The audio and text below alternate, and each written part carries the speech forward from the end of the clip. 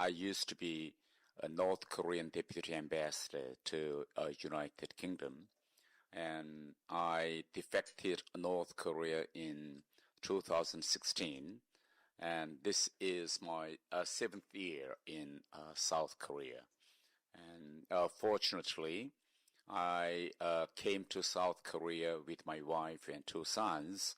So basically, all of my family members are now with me in Seoul.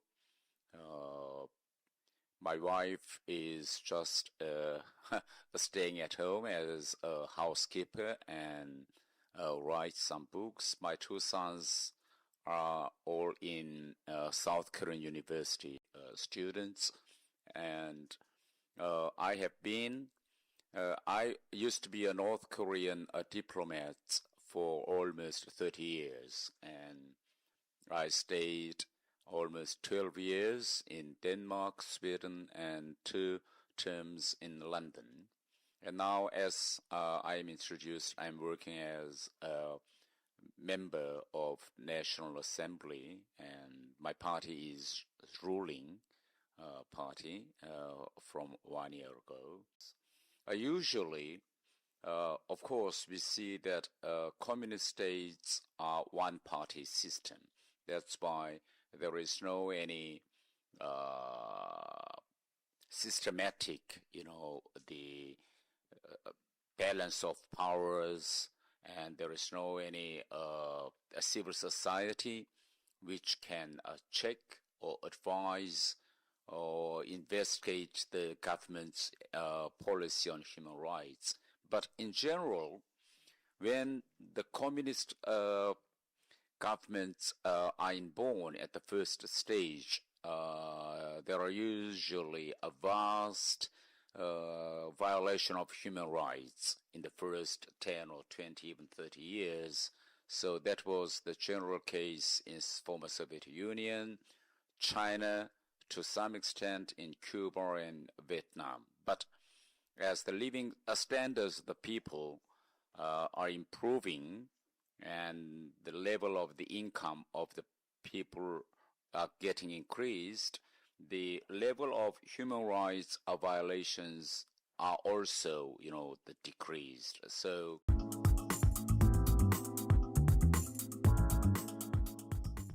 if there is a more improvement of the economy and society, then the violation of human rights in communist countries are going down. That is the general case, but that is not the case in North Korea. So, for instance, after Kim Jong Un, the grandson of Kim Il-sung, came into power in 2011, and so far he has been in the rule of North Korea for almost 10 years. And in the past 10 years, those, the violations of human rights by him and the regime against North Korean people cannot be even imaginable or cannot be even expected by the people like me as well. So, for instance, of course, in the whole history of North Korea, there was successive of purges, executions, and all those human rights violations. But even the North Korean elites did not expect that during the process of this power struggle, Kim Jong Un even decided to kill his uncle-in-law, So nobody expected that he was such a kind of, a merciless leader as a kind of young boy at the age of 27 or 28 at that time. And even the people like me, did not expect that he even decided to kill his half-brother. Not only in, dark streets of a certain country, but in the international airport, just an open place where CCTV and where in the place where the world are watching, he decided to kill his half-brother. So this kind of the level of power struggle and the those instances of merciless, the purge, even inside his family, even escalated to the whole society of North Korea. So, for instance, during this 3 years of Corona, the period, Kim Jong Un, ordered the most, inhuman Corona and the how can I say the measures to prevent the virus arrive North Korea. So he ordered the army to kill anything in sight, which tried to come inside North Korea.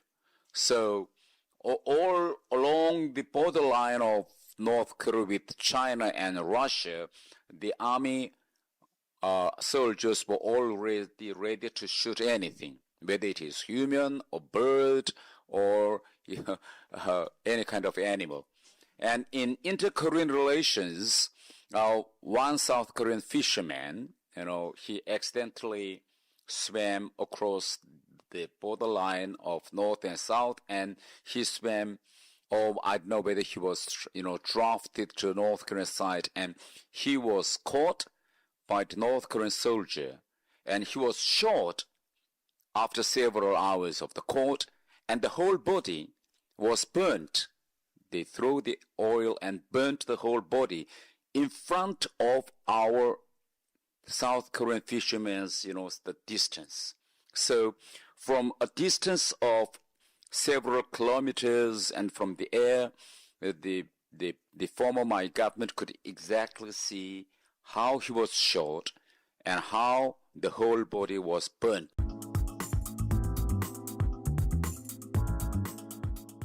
I think you can easily witness and watch the level of freedom and democracy of South Korea. To my own viewpoint, South Korea, I think, is the most, the free, and the level of South Korea's democracy is, to my interpretation, even I think, much better than America and United Kingdom, where I lived. So the general standards of the freedom and the democracy is very high in South Korea.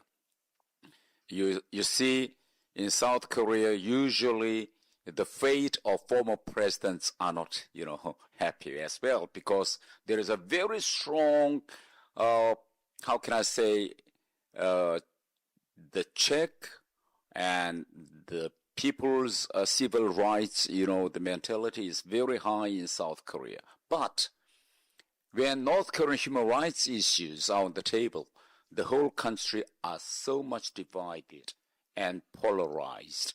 So in the parliament, every day, every month, we politicians discuss how to further improve democracy and human rights of South Korea.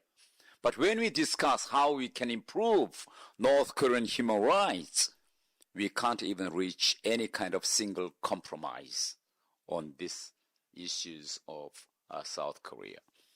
Today is a very significant day because South Korean government, the current government, has decided to publicly open the human rights government report on North Korea. This is the first report by the South Korean government.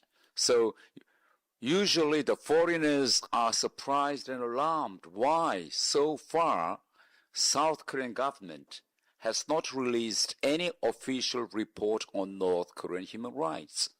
For instance, I served as North Korean diplomat in London. Every year, British Foreign Office release a human rights report on every country, and on North Korean part, there are several pages every year on North Korea, and they update the human rights violations in North Korea, in America, in Japan, in UN as well, the worldwide. South Korea is the last country, to my impression, in free democracy world to release the human rights report on North Korea at the government level. And according to the law in South Korea, Human Rights Foundation must be established by now, because the law on North Korean human rights was enacted in 2016.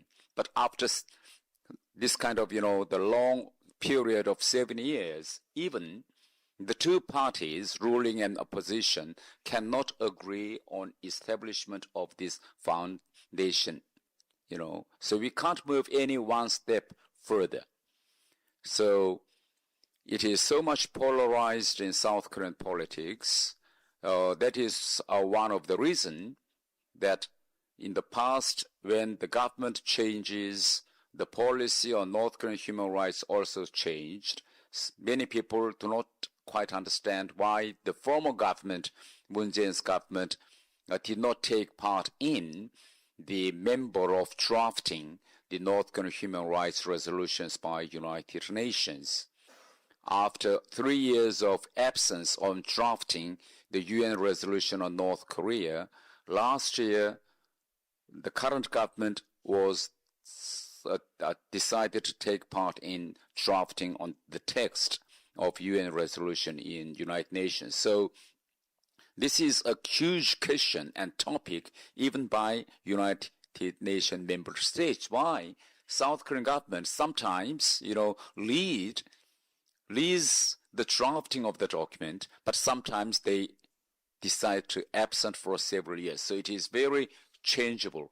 And this kind of, the change of the governments on North Korean human rights actually affects the inter-Korean relations as well.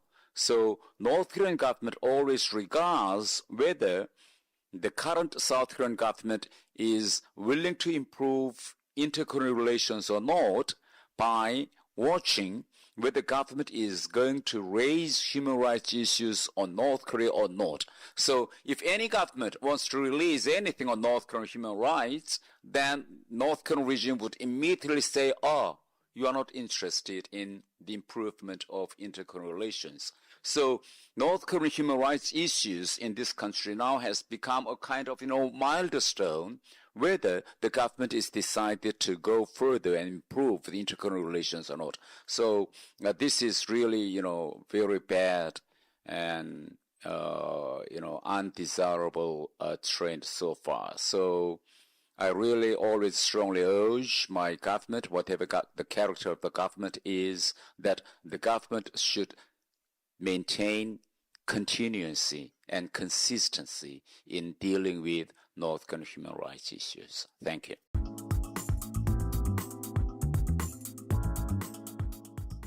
Now, the Kaesong industrial project between North and South was closed. And so far there is no any hope to resume or reopen. And there are two elements why it is closed and a very few hope of resumption. The first one is in the past, the payment to the workers of North Koreans working in industrial zone were paid in cashes, in boxes. So every month, South Korean government just delivered 10 million US dollar notes in boxes to North Korean regime every month. So after the continuation of North Korea's nuclear bomb, the UN, sent an alarm that these cash delivery to North Korean regime could make not only South Korea but the world more dangerous. So there was a continuous pressure to stop it, delivering of cash notes by the boxes.